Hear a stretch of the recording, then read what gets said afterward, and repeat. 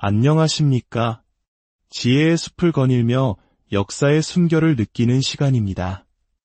오늘 우리는 조금 특별한 여행을 떠나보려 합니다. 바로 바다 건너 캐나다의 이야기입니다. 왜 먼 나라의 연금 제도 변화에 주목해야 할까요?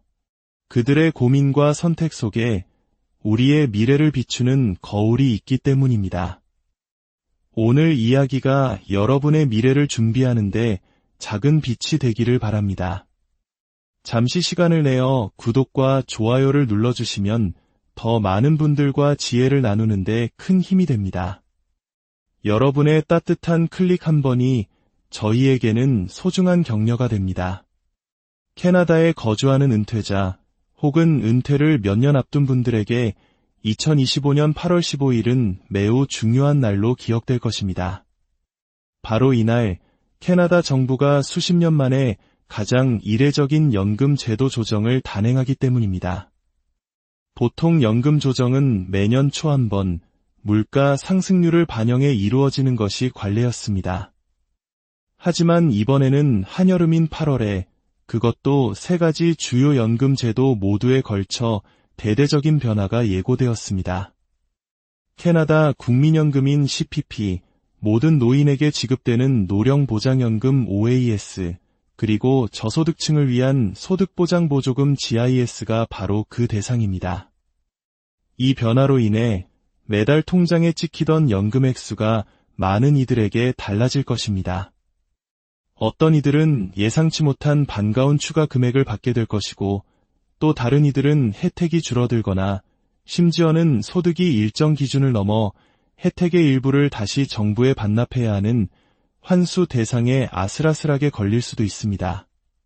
대부분의 사람들은 이러한 변화가 실제로 내 통장에 어떤 영향을 미치는지, 그 파장이 얼마나 큰지 뒤늦게 깨닫곤 합니다.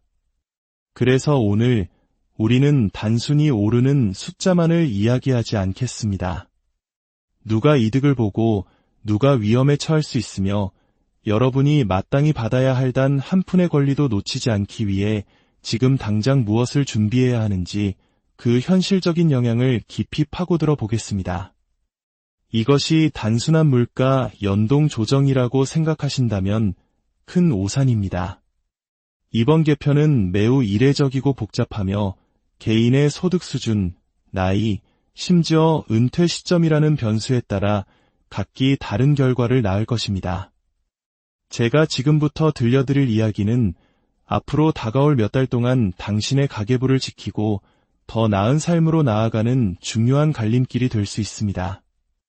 먼저 이번 변화가 왜 이토록 이례적인지 그 배경부터 살펴보겠습니다. 앞서 말씀드렸듯 캐나다의 연금액 조정은 보통 매년 1월에 소비자 물가 지수를 기준으로 이루어집니다. 이는 수십 년간 이어져 온 예측 가능한 시스템이었습니다. 하지만 2025년 8월 15일의 조정이 특별한 이유는 정부가 정기 일정 외에 연중에 개입하여 연금을 인상하는 것이 10여 년 만에 처음 있는 일이기 때문입니다. 이 사실은 우리에게 매우 중요한 메시지를 던져줍니다. 바로 인플레이션, 즉 물가 상승이 정부의 예상을 훨씬 뛰어넘어 더 높고, 더 빠르고, 더 완고하게 지속되고 있다는 것입니다. 이미 빠듯한 예산으로 생활하는 노년층은 이 압박을 온몸으로 느끼고 있었습니다. 매일 장을 보는 식료품 가격부터 월세와 관리비, 그리고 겨울철 난방비까지 작년과 비교해 눈에 띄게 오르지 않은 것을 찾기 힘들 정도입니다. 따라서 이번 8월의 중간 조정은 걷잡을 수 없이 치솟는 물가를 따라잡기 위한 일종의 긴급 조치인 셈입니다. 동시에 이는 기존의 연 1회 조정 시스템이 더 이상 현실의 속도를 따라가지 못하고 있다는 것을 정부 스스로 인정한 신호이기도 합니다.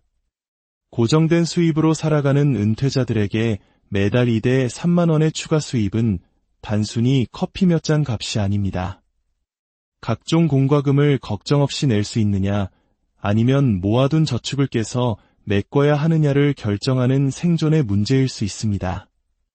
이것이 바로 이번 조정이 단순한 금융정책 변경이 아니라 생활비 상승에 가장 취약한 이들을 위한 생명줄로 여겨지는 이유입니다. 하지만 이야기는 여기서 더 흥미로워집니다. 이번 조정은 단순한 물가 인상분 반영이 아닙니다. 여기에는 세 가지 복합적인 요소가 동시에 작용합니다. 첫째, 예정된 물가 연동 조정. 둘째, 소득기준 상한선 조정. 그리고 셋째, 새롭게 승인된 급여 구조의 도입입니다. 정부는 이 세 가지 요소가 저소득층 노인들에게 더 많은 혜택을 주고 시스템 전체를 더 균형 있게 만들 것이라고 설명합니다. 하지만 현실에서는 그 영향이 모두에게 고르게 나타나지 않을 것입니다.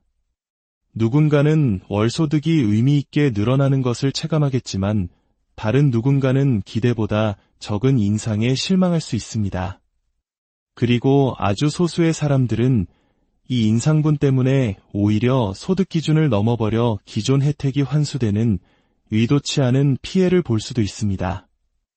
이제 각 프로그램이 구체적으로 어떻게 변하는지 하나씩 자세히 들여다보겠습니다. 캐나다의 연금 제도는 한국과 다르지만 그 구조를 이해하면 우리의 국민연금이나 기초연금이 앞으로 어떤 고민을 마주하게 될지 엿볼 수 있습니다.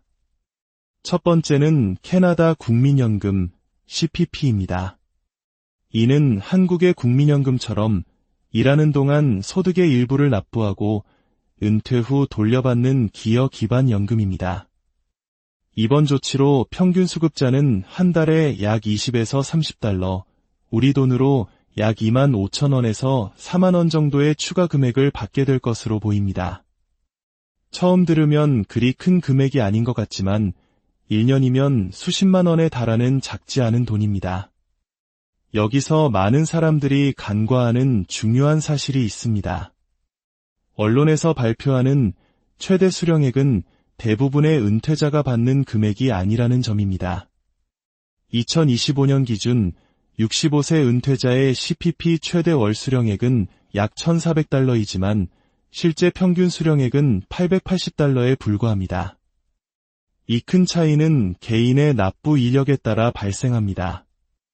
따라서 정부가 2% 인상이라고 발표했을 때 이는 최대 금액의 2%가 아니라 각자가 받고 있는 개인별 수령액의 2%를 의미합니다. 자신의 정확한 연금 명세서를 확인하는 것이 중요한 이유입니다. 두 번째는 노령보장연금 OAS입니다.